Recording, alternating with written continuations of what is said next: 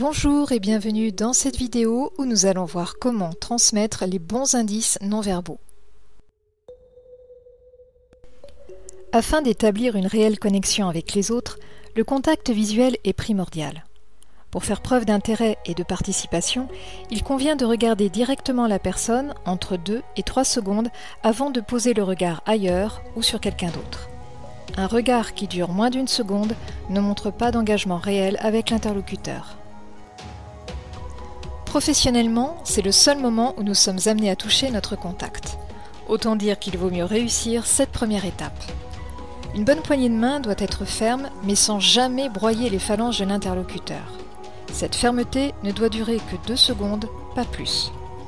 Elle s'effectue avec un contact visuel et s'accompagne d'un beau sourire. Une gestuelle efficace permet de souligner nos dires et d'exprimer notre ressenti ainsi que nos émotions. Cela ne demande en aucun cas de faire des efforts ou de devenir quelqu'un d'autre. Avoir une gestuelle efficace, c'est ponctuer nos mots avec des gestes naturels et spontanés. Pour ça, il ne faut pas avoir peur de mettre nos mains en évidence, de bien regarder les autres et de décoller les bras du corps. Des gestes relativement amples et calmes donnent de l'assurance à notre comportement.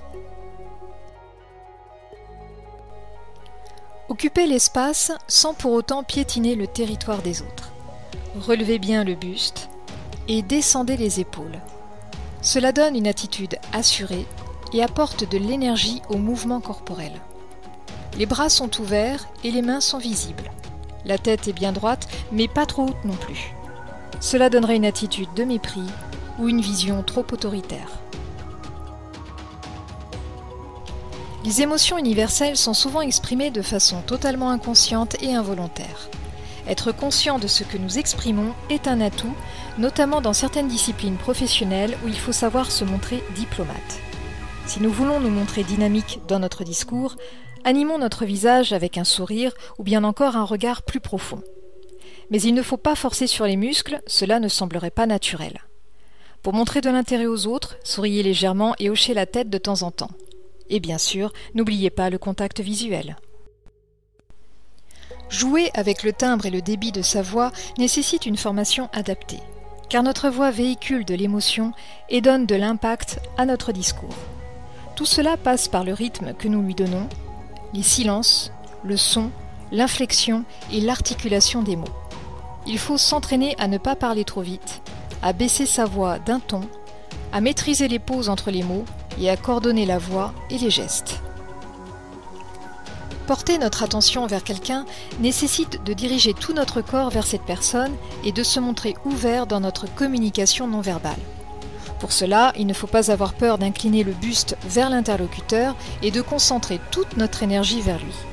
Cela signifie qu'il ne faut pas se laisser parasiter par d'autres personnes ou d'autres actions, comme par exemple regarder son téléphone pour lire un mail. Notre contact prendrait cela pour du désintérêt. Répondre aux besoins des autres, c'est aussi porter une attention particulière au langage du corps et du timbre de la voix. Bien observer les interactions permet de savoir quand l'interlocuteur est d'accord ou non, si ce dernier a une question à poser, s'il a besoin de s'en aller, d'avoir davantage d'explications ou visualiser ses véritables émotions. Non seulement nous prenons en compte les besoins des autres, mais nous donnons une image empathique et sensible qui va renforcer la confiance entre nos contacts et nous. J'espère que ces conseils vous seront utiles et je vous donne rendez-vous très bientôt pour de nouvelles infos sur le langage non verbal.